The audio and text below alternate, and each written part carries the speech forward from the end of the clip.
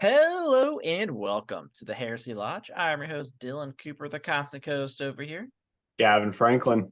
Guys, we are here this week to preview the second best book in the series, Burdens of Loyalty. The burden. Burden of Loyalty.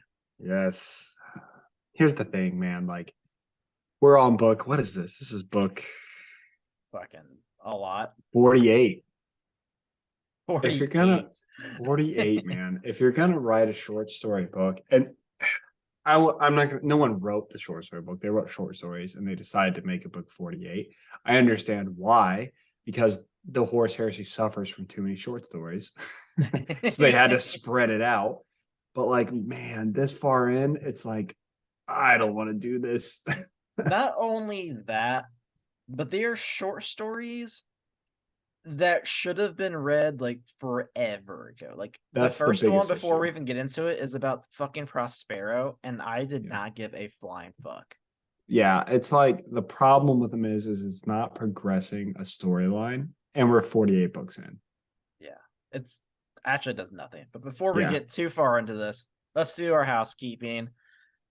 As always, hit us up on the Discord. You can find that pinned to our Twitter at Heresy Lodge. You can email us at theheresylodge@gmail.com. You can go to our YouTube, go over there, like, subscribe, leave comments. Also, the Heresy Lodge. Discord's fun. We have movie nights, sometimes happy nights or days. Time. I don't Days, know. weeks. We never stop. We got probably years. I'm about to have a baby and a bunch of fucking world eaters, so I'm gonna be busy. Which one's gonna be worse? I don't know. You know, which one's gonna come first? I also don't know. So glad your wife doesn't listen to our podcast. Yeah, me too. I would be in a lot of trouble. Gavin, what are you drinking? I am drinking from the Advent calendar, so the Advent calendar beers here.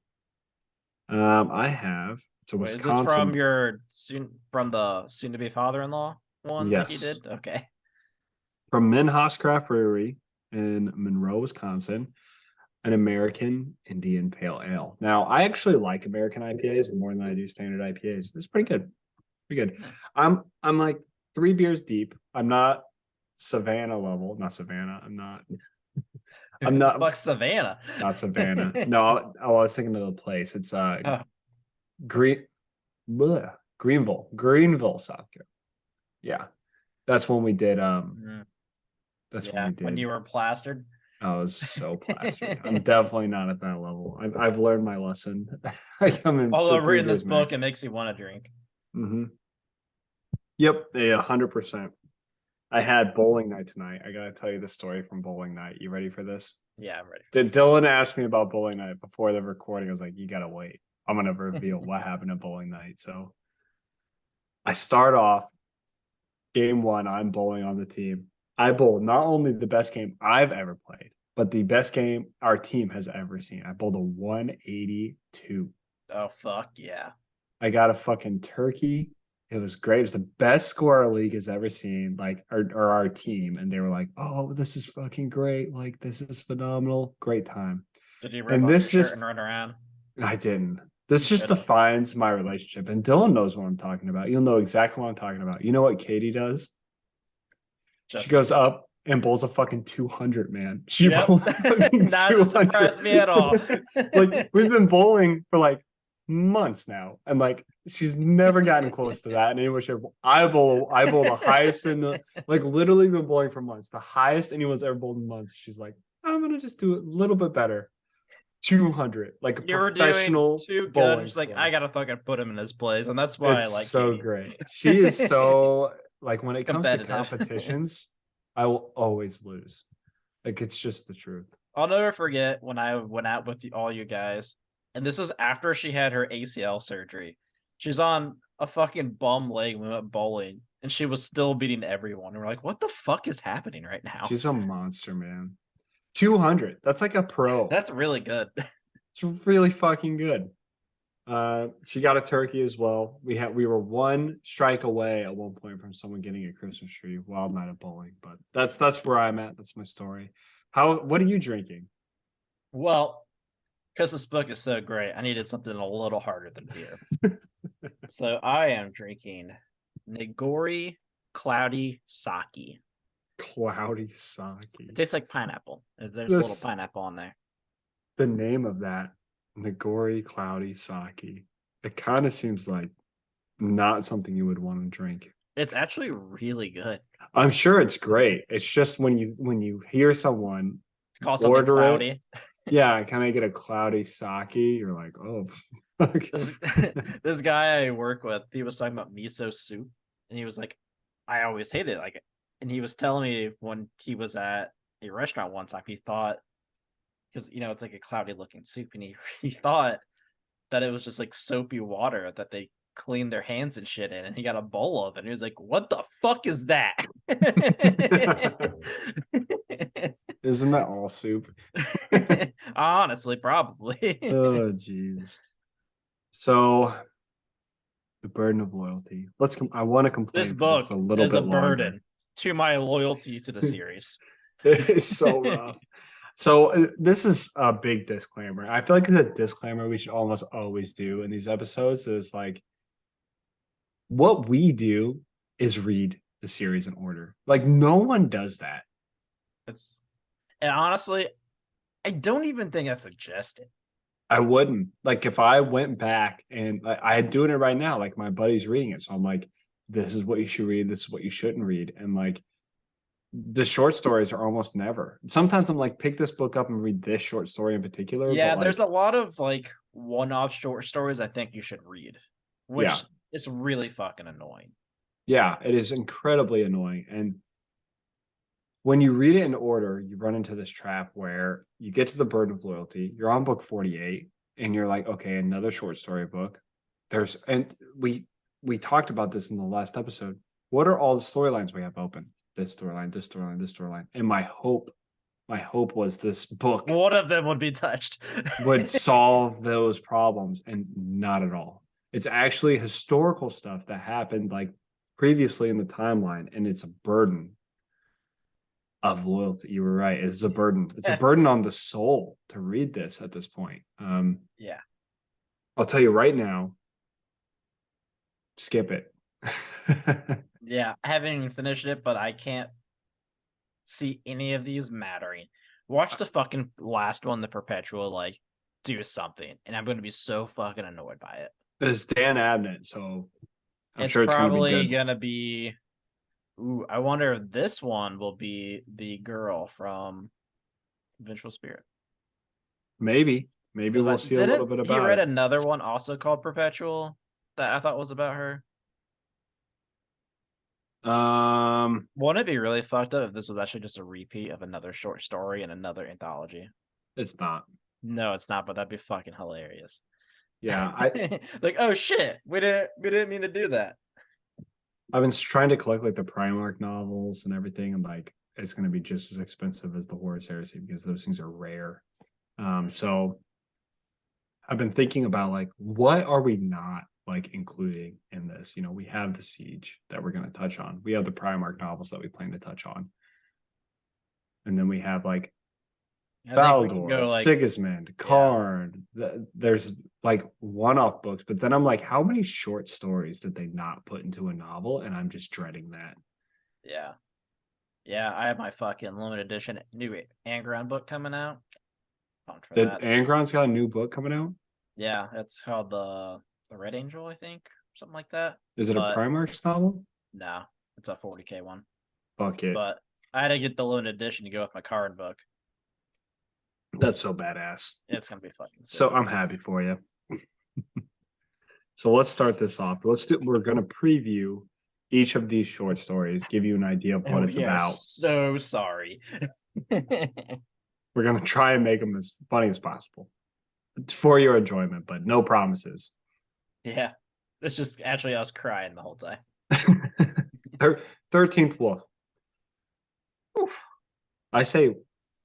When I say wolf, I say wolf. Like I used to like I have to train myself every time I say wolf to say wolf because I normally Get say the L wolf. in there. Yeah. Yeah, it's rough. It's roof. All them wolves out there. So many wolves. This story is about The 13th wolf. It's about a guy at Prospero, and Yep. he's old, Yep. and he's with a bunch of old people, and they travel through portals to fight the Thousand Suns. At Prospero. Am I I missing wonder which something? legion this is. They really like to howl. It's really weird. It's definitely the little wolves. Yep.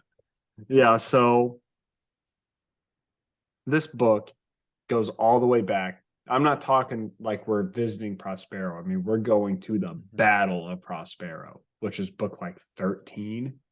Okay, we're going back 30 some books here. Yep. Huh. And it's not even like it's not interesting. It does nothing. Like it wouldn't have even like enhanced either like Prospero Burns or Thousand Suns if the story was involved in it. It's just like, why was this written? And I actually like Gaff Thorpe. I think he gets some shit, but he's written some decent stuff. But No, this I is just agree. bad. My question, this is my biggest concern. So I have one question, one concern. I didn't look this up. I should have. Do you remember all the way back? Yes. All the way back to the very first anthology Yep. with the Space Wolves fighting the Drukari. Yeah. Is that these guys? I don't think so. You don't think so? I don't think so. What the fuck? This is my concern that these guys are it's a double concern. Either their story's not going to go anywhere or it's going to go somewhere. I don't want either of them to happen. I don't think it goes anywhere because of how it ends. It ends nowhere. They're like in a perpetual hell of portals. Yeah. And it just makes me think like the Space Wolves are so stupid. Yeah. I don't understand like how some of the leaders are written. Like when we read like Thousand Suns and Prospero Burns, like the Space Wolves were very different. They were Than what we see. smart. They were methodical. Like everyone's like, oh yeah, they act like we're fucking savages, but we aren't. Like we're actually fucking smart as shit. And then they're Yeah, like, nah, these guys are gonna go through portals and they're all fucking stupid. I'm like, oh, okay, cool. yeah, I understand. Like, it did talk about in the previous books that they are basically when they kill something, they kill it. Yeah. And so I kind of understand the reasoning behind the decision that was made, but like, what a flawed reasoning. Like, hey, like you're kind of messing up. And it just goes to show that these legions and these primarchs exemplify a concept to a point of it being a flaw all the time. Yeah. And like most regular humans can easily identify it and just be better. Yeah. And it's frustrating. So that's that one. Then we have Into Exile. This was weird. So, spoiler alert, I guess. This is actually written backwards. Oh, so weird. It took me like two of I the knew numbers to like realize, and I was like, what the fuck?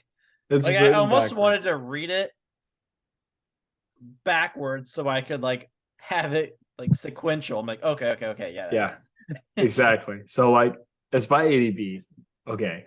This is my theory. It's a prequel to Master of Mankind. Yeah, but it's just Ark and Land. Specifically about Ark and Land and how he escapes Mars. And I think ADB, in my mind, I like to think of it as like, I've accomplished so much. Let me Let's fuck try. around. Let me let me try some weird shit. Did it work? No. At least it was But short. it So was like short. I can get behind Exactly. it. He was like, I'm gonna try something. I'm not gonna like try something. I'm just gonna mess around. Like I'm not here to like build an army, but I'll sculpt a soldier and see what happens. And Yeah, that's what he did. it's like when you're watching like fuck, what's that movie that Christopher Nolan did? Memento. And Yeah, like yeah, yeah. you're actually like the movie's backwards, but like it at least gives you like the big reveal at the end to where it's kind of like combined. Mhm. It's kind of hard to get that in a book, I think. Yes.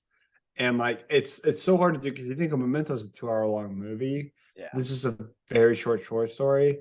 So you have the idea of like the space marine is guarding him, but you already know what happens immediately. And the thing is like you need to have a build up to something that happened in the beginning, like a big reveal, and it just didn't happen here. Yeah. Yeah. But Like another thing with like visual media is like you at the end, like they normally do like a flashback of it kind of like quickly in order, like quick, like yeah. big events. Where like this, it's literally just all the big events backwards. And you Just like, okay. also you took the comic book class, right, in high school that I took. Mhm. It's Yep. very the way that visual media can do foreshadowing is so different than the way that novels can do foreshadowing Yep. in the sense that like they can show something in the background like comic books or movies or whatever that you may not pick up on as a viewer, but like if you even mention it in a novel, like it's come to attention, it's come to the forefront, and you're like that's going to play a thing later. So yeah, I think like this is a challenge to do, and I think it was just ADB fucking around trying to figure out how we can do something cool. So Yeah. whatever, we'll give it to you, you deserve it. Yeah. So far, it's the best one I've read. There's one that's better. I think Heart of the Pharaohs is better like written, I would say. But I also think Wolf King is going to be fucking cool. I think Wolf King is going to be fun. So We'll find out. I mean, it's Chris Wright. You love True. Chris I Wright. like Chris. Yeah. So then we have Cybernetica. Oh my god. So not only is this fucking story useless, it's long as fuck. It's So like long. half the book. No, okay. Go for it.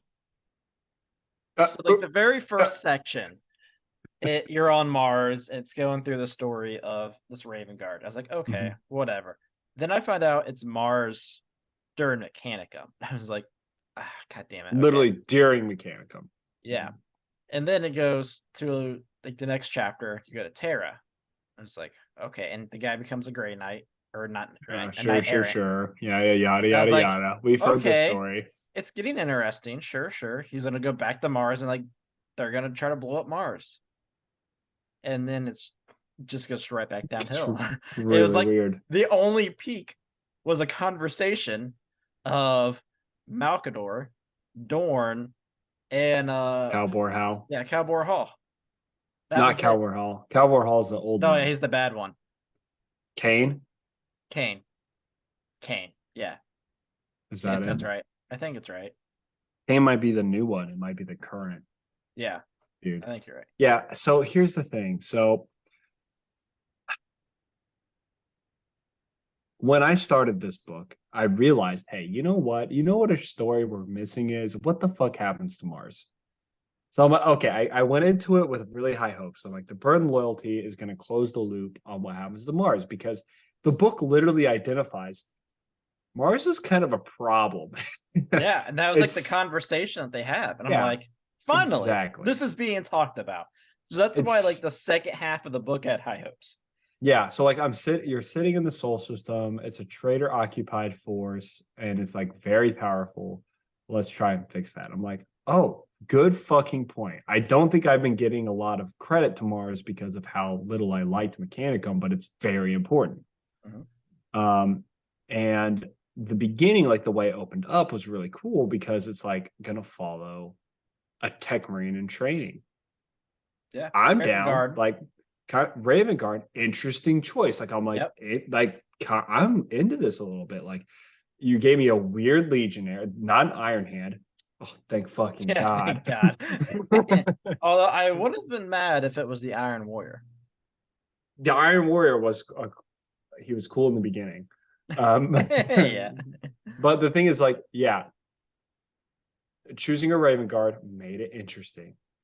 Choosing the fact that he's a tech marine in training and he needs to destroy Mars made it interesting. It's like, Mars, how interesting. And then you have a conversation where it's like, Dorn is like, hey, we should just blow up Mars. I'm like, not a bad idea. And then the leader of the Mechanicum's like, that is a bad idea because you're going to get mass scale rebellion from all the Forge worlds. And Dorn's like, you threatening me? And he's like, dude, like, I'm not threatening you, but like, think about it. And Dorn's like, that's a good point. You ain't wrong. And that was the peak of the book. It really was. Which, as soon as the guy went back to Mars, I kind of I knew exactly what was gonna fucking happen. It was very predictable. Yeah. So he goes back. This is the actual problem I have with the book. I'm going to be like straight up. The reason I slogged through this book, and we've talked about this so many times, 70% of this short story was combat. Yep. And it was like Holy these shit. random like robot servitor things that are like also Useless. with him with giant machine guns on his shoulders. Like I don't even know what's happening. There's a bird too. Just randomly he had a robot bird. Yes. And like useless combat. Like it was almost like somebody was like going through a D&D campaign. You ever been through a D&D campaign and like you just have to like, oh, you have to fight your bandits in the forest. And you're like, great, like I roll to hit you, you know, like that's basically what it felt like. And like combat is cool if you do it right. Great example. Vulcan fighting the Great Unclean One. That was a great combat. You know why? It took 2 pages. It was fucking hell in the cell. Crazy shit happened. You can't do like 60% of a short story as combat. Like, I'm just going to fall asleep. Yep. Yeah, yes, I understand that like a lot of this is bolter porn. I actually really enjoyed the story of the books. And that's why I've been reading this for fucking 48 books. Quit giving me shitty things to read. Yeah, it makes me so upset when people are like, oh, that's Warhammer. It's bolter porn, right? And I'm like, okay, but can we be honest with ourselves? Like, wouldn't you rather have them not write Cybernetica and then write an extra 20 pages in Old Earth of fucking Rogel Dorn and Vulcan talking to each other? Like, would have been way better. I would have paid money to make that shit happen. Heck, this wouldn't even been that bad if that would cut out most of the combat. Like, if it's like, okay, look, like I have to do this thing. I'm on a stealth mission. I'm a Raven Guard. That's what I do. Okay. Cool. The Raven Guard here also has this ability to absorb energy from things. He's the fucking carry-on, and I swear to God, it was every time I read that, I just wanted to fucking gouge at my eyeballs. The carry-on. I'm like, he has a fucking name at this point. Like, Jesus Christ. But the carry-on did this. The carry-on. Please, the carry-on. I'm like, oh my God. I don't even know what this guy's name is. They got paid. They were selling a carry-on model. Yeah, it was bad. Sanguinius Mall just dropped out. Let's use his sword names like as many times as we possibly can. It was so rough. I don't know. Yeah, we'll get back to it. I think the biggest problem that this book suffers from is the fact that the ending does not justify the book. Like the ending makes no sense. Not only does it make no sense, it was absolutely useless. Because like even at the end, like you have this like, I guess semi-spoiler alert, but Rogel Dorn's like, oh shit. And that's like it. Yeah, pretty much okay. It's really dumb. So then we go to Ordo Sinister. Now I know you haven't read this far. I'll give you the bullet points of Ordo Sinister. It's not it's not terrible. I like it because it describes very like the fucked up nature of 40K or Warhammer in general. But essentially, this story is about a Titan that's not a Titan. It's a Psi Titan, which basically means that it sacrifices, it uses psychers, just like the Emperor's Throne does, suctions their power, and fires like psychic weapons. So it's like psi bolts and shit that Grey Knights use. But there's like, it's psychically powered weaponry that they're using in Master of Mankind, basically, in the battle. Yeah, but weapon. Grey Knights have theirs soaked in the blood of virgins or something. Oh, yes. Oh, yes. That's what they were missing in this book. They should have shown the blood of virgins. It makes everything more powerful. Yeah. Demons hate virgins. Yeah. The best part about this book is like the description of just like how fucked up some of this shit is, like the sacrificing of people, the blood and all that stuff. Like it gets really fucking weird. It gets really crazy. I Scott think this French. is, yeah, it's the concept of setting up like the Grey Knight's armory, I feel like, conceptually. Oh yeah, I can see that. But it's not really. It doesn't have anything to do with the Grey Knights, but it's like psi weaponry. Yeah. What is that? And it goes through and it's very dark, very fucked up. But at the end of the day, it's like it's whatever. Yeah. Like we already know what happens in Master of Mankind, so this is just kind of like another little one-off. And it also kind of goes like you're in the present, then you go back to the past. You're in the present, you go back to the past, present back to the past kind of storytelling. It's just elongates it unnecessarily, in my opinion.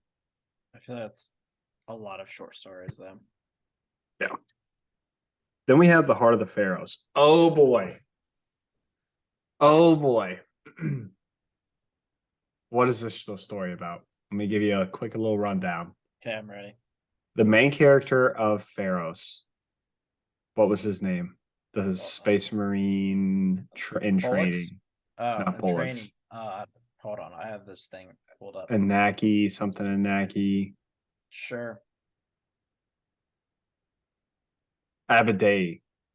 Sure. Oh yeah, Opera Day. Abadei, yeah. So remember in that book how he was like scared of the mountain? Yeah. This book tells you why. And then it also kind of tells you why he didn't, they don't talk about it in Pharaohs. And then it also makes you really hate the lion. Well, we already Like, did that. oh my God, dude. I literally read this book. Katie's sitting there in the kitchen when I'm reading this book, right? I finish it. And I'm like, what the fucking fuck? Like, what the fuck? She's like, what's going on? She's like, I hate the fucking lion. And she's like, Oh, I she, get she, it. she hears me rant about shit all the time. She like takes an interest and it's really awesome. And she's like, I've heard you say you hate the lion before. Why do you hate the lion? And I'm like, Sit down, oh, babe. let me tell you. I'm like going through, I'm like, yeah. So one time he gave weapons away to the enemy. She's like, I remember you saying that. This is that guy. And I'm like, yeah. Oh, it gets worse. I'm like, dude, I don't understand. Like, why people like the Love him. lion. And the Dark Angels. If they like the lion, they're obsessed with the lion. I'm like, show me one thing the lion does. It's like good. He's loyal, dude. It's like, That's all they say. I'm like, really? Are you sure? Have you actually read about it? Because he literally beheaded one of his librarians because his no, it was chaplain, it was Nimule. Chaplain. Yep. He was like, yo, this is against the Emperor's decree. And the lion's like, fuck you. Are you saying you? He literally had a brooding moment where he was like, would my sons betray the Emperor for me? Oh. That's his stick. Yeah. Not only that, he gave weapons to the enemy. He fucking dropped Conrad Kurz on fucking McCreek. He almost started a war on McCreek by not telling them about Conrad Kurz. And then later he actually started a war on McCreek by blowing up one of the cities with Phosphex bombs. Yeah. And Phosphex bombs aren't just like normal bombs. It's fucking like napalm. Oh, dude. I can't wait for you to read this. I know I'm gonna get a text from you, and it's just gonna be like the line is so fucking dumb. Because like not only that, so this takes place before Pharaohs, right? Obviously, so this is a prequel to Pharaohs, but it doesn't have a lot to do with Pharaohs. It's really I like this short story. I think it's really cool because it makes you hate the lion so much. It doesn't take much. Yeah. So at the end of this, he goes, he's talking to Holguin, and he's like, all right, we're gonna go fucking find Conrad Kurz. I just remember, like, you idiot. He's right there. And like you get on the beach on McCreek. Just buying people drinks. Like, I don't know. Yeah. People are after sipping pina coladas. One for each hand. I'm listening to some older shit right here. But literally, he goes, he's like, we're gonna fucking find Conrad Kurz. And Hogan's like, literally tells him, he's like, aren't we supposed to like fight the word bearers and the World Eaters. Isn't that what Gillen wants us to do? He's like, fuck Gillen. Like, we're gonna go fucking find Gallagher's. Oh my god. You're so stupid. And like there's a quote in there. It's like, I'm not gonna fucking finish until he's begging for his life in chains. And I'm like, I'd love to see how that goes for you. I can't wait for that chapter. Yeah, it's like, moron. No, seriously, like, please, like, actually kill me. You won't do it because you're a pussy. Please. It's so ridiculous. So that's the heart of the Pharaohs. It fucking cracks me up. I literally like it's gonna take a mountain to bring the lion back from redemption. He has now gotten to below Lorgar status. The lion, I did not think it was possible, but the lion is now my weakest and least favorite Primarch of. See, I don't think it's the weakest, but I think he is. He beat the fuck out of Conrad Curse that one time. Dude, but also Conrad Curse beat the fuck out of him and Gilliman at the same time. Yeah, I mean, Curse is a monster. Good. But I mean, think about it. I think Angron could outsmart the lion. I will vote you for a War Master if you did not swing at me. Oh shit, okay. Yeah, fine. Draw. Yeah, he sucks. Fucking, he's so bad. So then we get to the Wolf King. I think the Wolf King is going to be the better of all these stories.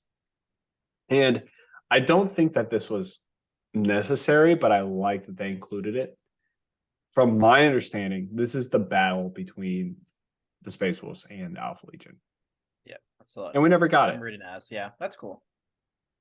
So it's like, oh, you have the moment in Scars where Khan's like, see you next winter, bro. Yeah, it mentions that in this book. Oh, I love that. Yeah. Or like Lehman Russ is like, oh yeah, I'm still pissed. See you next winter? He fucking said that. Yeah, what a great line. What a great line. I love that. That son of a bitch. So yeah, I think this book, I have no idea how well it's written. It's Chris Ray. I'm sure it's great. Yeah. It's not something I needed, but I'm glad we got, because like when you're telling the story of the Warriors, you're like, wow, to the Space Wolves. And at this point, it's like a blank. Yeah, this is probably one of those ones without reading it. Probably would have been better appreciated earlier on. Mm-hmm. Yeah, I agree. If we could have gotten it before Path to Heaven, yeah, would have been good. So that's as far as I am, as far as Wolf King. Yeah, goes. If we get to hear about like how fucked up they got from the Alpha Legion, like before Path of Heaven, and then Path of Heaven when they get there, he's like, "You motherfucker, yeah. We were getting ass fucked." And he's like, "Oh, sorry. I mean, it's winter though, right?"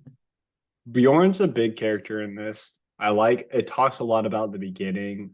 I feel like there's a big build up. It's a very Chris Wright build up. I feel like, because it talks about like how a lot of the Space Wolves are concerned that Lehman Russ is like out of combat. Like he's out of the combat ideology. Like he hasn't fought since the other short story we got, if you remember, a long time ago. About there was another short story with the Space Wolves and the Alpha Legion, and I think it was a short story. I don't think it was in Scars. Yeah, I think it was a short story. Yeah, he boarded, like Bjorn accidentally showed up, and he's like, "Why the fuck are you here?" Yeah, and Lehman Russ killed a dreadnought. Yeah, and that was the last time that he's been into combat since this story. And a lot of the Space Wolves were like, "Oh, like he just doesn't want to fight anymore." So I think it's kind of leading up to a fucking Lehman Russ showdown. But the book does it, baby. The book has a cast list, and it does everything we wanted to do. Look at this. You ready? I'll read. It has a cast list. I hope it's all Alfarius. No, you have. So you have all Space Wolves, Lehman Russ, all these names, blah blah blah blah. Get all to the bottom. The 20th Legion, Alpha Legion, Alfarius. That's all it says. I'm like, fucking great. Like, that's I cannot wait.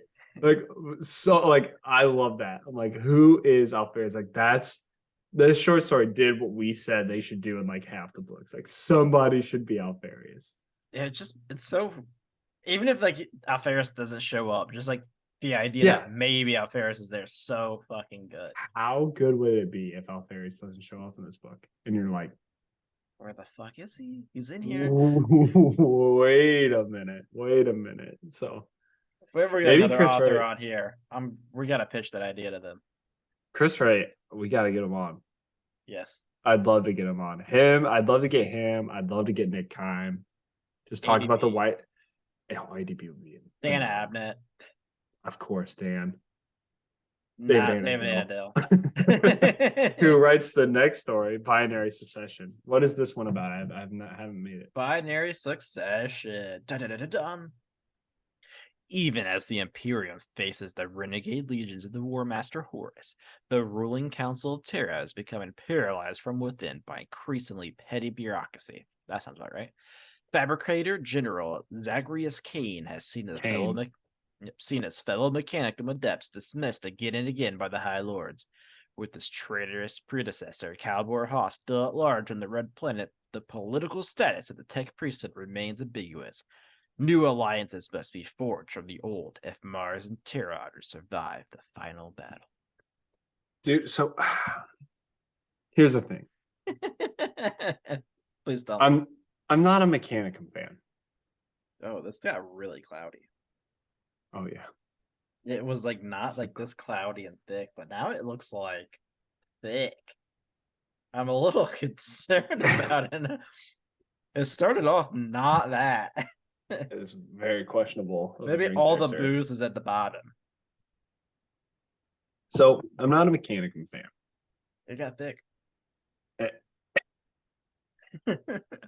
I don't feel bad for the Mechanicum. And I think the reason I don't feel bad is because their culture sucks ass. Like they definitely set themselves up for the situation they're in. Yeah. Yeah, I don't even understand like their own political landscape anyway. Yeah. It's like whoever can build the most powerful weapons or do the whatever thing, or it just seems like. Yeah, who had the most titans at the time? Yeah, it seems like, oh, you're in a political upheaval and your world's been taken over by your own people, and now you're upset that people won't go take it back for you. It's like, what are you gonna do? You know what I mean? Yeah. So I'm interested in this. I want to see how Kane like figures it out. He plays an interesting role in Cybernetica. He plays a really blasphemous and dumbass role in Master of Mankind. Yeah. He really does. So yeah, I also just don't understand their obsession. I mean, I guess it's supposed to be the dragon or whatever. It's like why they worship Mars or whatever. But like if I wasn't on Earth for like 40 years and something happened to Earth and I'm like light years away, I gotta tell you, I'm probably not gonna give a shit. Right. I'd have been like, well, that sucks. Yeah, I think it's like a holy place, just like humans think Terra is a holy place, I suppose. But like, you lost. The Terra didn't lose. Yeah, like if every fucking church around my head, like in my area, just exploded. I mean, I'd be like, well, that's fucking crazy, but I wouldn't be like, oh my god, it must fucking kill everything now. Yeah, that'd be wild, but I just think fucking whack. I'm really curious where they go here. The Mechanicum, like, especially after reading Master of Mankind, like my level of like liking the Mechanicum is very low. They just don't give a fuck. Like they're not concerned about the Imperium. They're concerned about Mars. Like when it came to the treaty, the Mechanicum in my mind is like so separate because they have separate ideas, separate principles, and separate prerogatories. Yeah. Is that the word that I wanted to say? That was big enough for, and you sounded confident enough at the time. Yeah. I think what I meant to say was they have separate, not goals, priorities. That's the word. That's a better word. Priorities. So it's like they're just so different than Terra that I just don't feel so. They're like Xenos scum, and they're shit Xenos. Yeah. I'm being super racist to the Mechanicum right now. I'm sure there's some like nice people there. Well, the Imperium Zeth was cool. Zeth was cool. So our last story is Perpetual by Dan Abnett, and it's the one I'm looking most forward to, honestly. Yeah, so Perpetual. Ooh, all person. All Pearson. Here we I'm go, pumped. baby. What's going on? He stands apart from the rest of mankind. He is the one of the old ones, one of the undying, one of the perpetuals. Now, fleeing from the ruins of Kauth with his band of fellow refugees, the vagaries of the warp have brought him through the backways of time and space to a city that rests on the edge of oblivion, and no further. The path has ended abruptly, and Ol's enemies are finally closing in. Was immortality be not to save him this time? I'm pumped. Yeah, at least this like leaves off like last place we saw Ol. I like Ol. Ol's a cool character. Great character. Let's move him along. You know what I mean? Yeah, I mean he's supposed to be important. Question mark. At least from Old Earth, it sounds like it's supposed to be fucking important. Conceptually. Yeah, I'm pumped about this. I'm like, let's get some all stories in here. We just read Old Earth, and like, yeah, he's supposed to be a big deal. And it's like, this sounds like maybe like a short story that was in an okay place. Yeah. Like because the thing is, all Pearson's short story is so set aside from everything else. Like, let's do it. I can have 6 stories about all Pearson. Like, what's his journey? Like, that would be great. Like, imagine if we had an all Pearson story in each of these short stories. Like, I would want to read all of the books just to get to that. See, that would be a really interesting concept. Like, you have a short story, like almost like series, and you have like a book in each one of the anthologies, and you pick it up. Like, I think that would actually make them more marketable, because even if all the other short stories suck, like, there's one in there that you actually want to read if you've been following that story. An all Pearson short story. That's what I'm telling it, man. Like, that's the one that'd get everybody. Listen here, Games Workshop / Black Library. We just pitched you a fucking $1 billion idea. Gold. Give us more all Pearson. What's going on? All we ask for is 5% cut. It's 5%. That's nothing. Super simple. Trademarked. TM. Yeah. Tanktastic Studios. Want that on the books. Got that. That's our it might be Tanktastic Productions. I don't remember. One of those two came up with forever ago. So that is where we're at there. Don't know what happens to all. Super pumped to read about it. I hoping he pulls through. So let's go back. Let's just start reviewing some of these, and we'll start again all the way back at the beginning. Do we have to? This one's bad. It's so bad. Here's the thing. Like, is it actually bad? Yes. Is it actually bad in a bad place? Yes. So you texted me. I remember this text. You said this should be capital punishment. Yeah. So this falls under cruel and unusual punishment.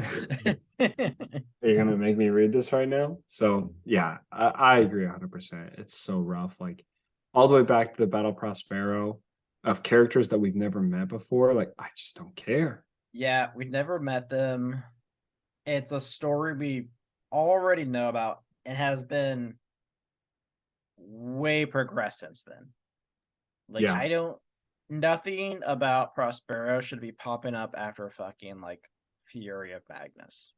Yeah.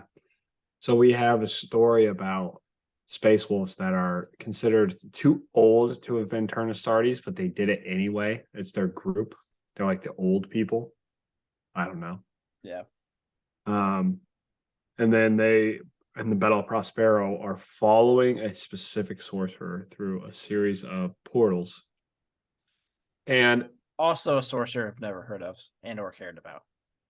No idea. Had no idea this was even a thing going on in Prospero. Yeah, I feel like if it was, there should have been this should have been technically a lot better. Yeah, it's like, if this was such a big deal, why didn't we read about it in 1,000 Suns? Yeah, because when the Battle of Prospero like took place. Yeah, I mean, they could have just fucking outflanked the fuck out of the Space Wolves. Yeah. So we get like a little bit of a retcon to the Battle of Prospero in my mind. And these Space Wolves are following these sorcerers through portals in order to kill them, essentially. but the portals are leading all over not only space but time, which is like already too much. Yeah. It's like, okay, we're like, really, the Thousand Suns can just open a portal through space and time? That doesn't seem a little too powerful and have a lot of implications on the lore. Yeah, if that was the case, like, why did it, like, So many things. yeah, there should have been, like, probably more portals. Like, surely they would have thought about putting them in better places than just around Tiska. As soon as you implement, I mean, look at that. They're traveling through space. Okay. So many questions. Why didn't Magnus just do that and go to the throne of Terra? Yeah. Question one. Like, that's the entire book of Thousand Suns. Question two, if they're traveling through time, like a million questions to follow. Yeah, for real. Like, why are you inventing time traveling and immediate space travel? Like, it just doesn't seem like a good idea. And they're traveling, like they traveled at one point to a place that were like there were like fucking dragons. I was really confused. There were dragons like chasing them. They're like, oh my god, those are dragons. And then like at I one don't point they're know if like, they were actual dragons though. Like, I thought, like, I thought that's like they were calling those bug things dragons, maybe? no, they were not at What Prospero the anymore. dude, Yeah. the whole book is fucking stupid. They went and found dragons. And it's like, okay, maybe they're at Nocturne. Like, who knows? But anyway, Fucking weird. at one point, one of the guys is like, they get lost in these portals. One of the guys like, maybe we should try like the back way. And there was a line where the guy, literally a line where the main character was like, I didn't think about it having a back way. And I'm like, I'm shutting this book. Like, what? Even reading this shit Yeah, when I right read that, I was just like, what the now? fuck? End of the book, they're traveling through all these portals. A Thousand Sun dude shows up. He's like, yo, what the fuck? Stop traveling through all these portals. Like, you're causing all these problems. Dragons are showing up. The fabric of space and time is being destroyed, which is like, what? Yeah. And he's just like, let's just like have a truce. Like, we'll get back home. We can fucking fight then. But like, you're just fucking shit up.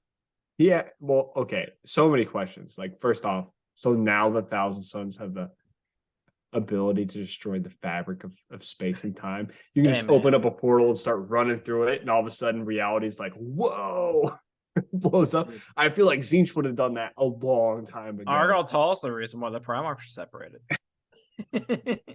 What the fuck is happening? So, like, there's so many questions going on. So basically, the Thousand Sun guy submits himself to the space was like, you win. Like, you can take me back, do whatever you want, but we just got to get back home. And the space was like, no. Fuck you. Kills Just, him. yeah. What the fuck? Why? And then the other Space Wolves are like, how the fuck did we get back? He's like, I don't know. Let's go kill shit. My concept is like, okay, if you don't accept surrender, fair enough. Whatever. That's your concept. I can get behind it. But just betray them. Yeah. Yeah. Like, Get yourself out of the mess. Yeah, like step through the portal, go home, and then be like, okay, Bang, bang. I understand you submitted to us, but this is our concept of submitting to us. You die. Also, it was just like, Lemon Russ said no prisoners. Like, did he ever actually say that? Because all the books I remember reading, he was like, dude, I don't really want to do this, but here I fucking am. I'm reading right here. I don't see it. Oh, this was so painful. There's so many questions that come with this. Now, apparently, and this is another plot point, there's a pack of space wolves running around space and time in a bunch of portals forever, killing random things,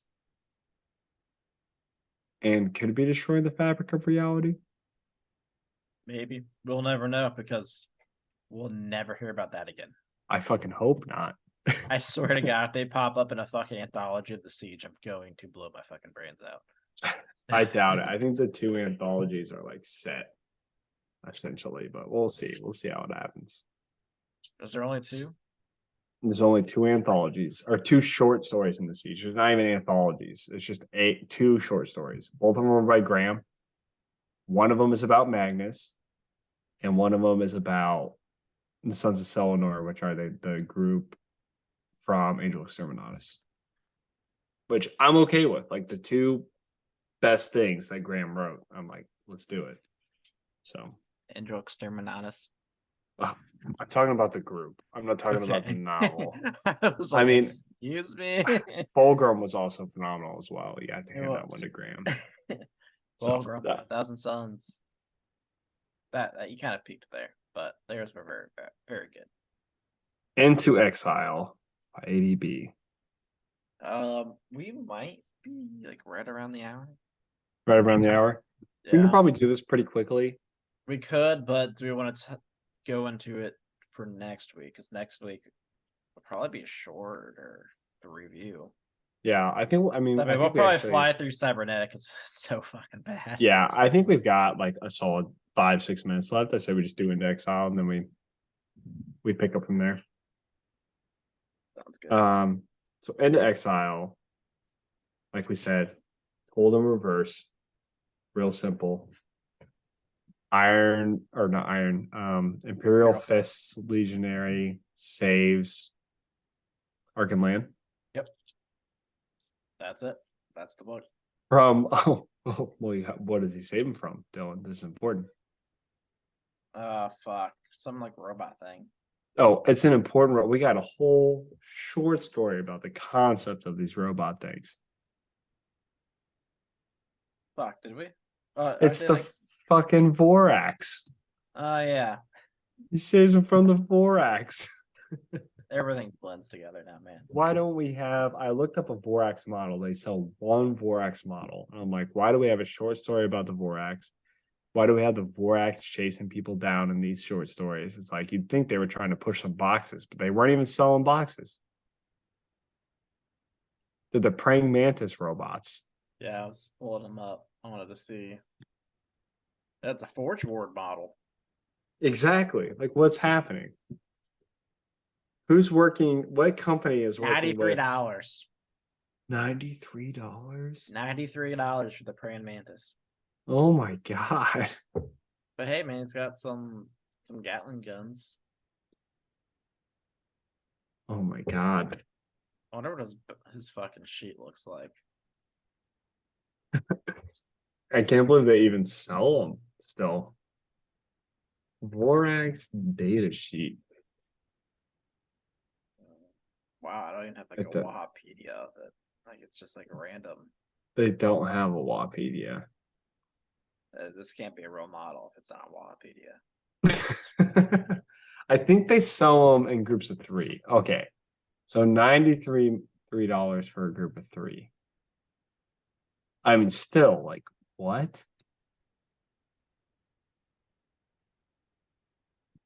So yeah, this is what killed the Imperial Fist.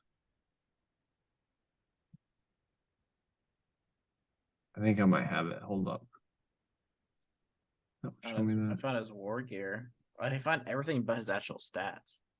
1 to 5 Vorax class battle automata, war gear, lightning gun, 2 rotor cannons, battle automata, power blades, infravisor, optional war gear, searchlight, frag grenades, enhanced target array, and IRAD cleanser.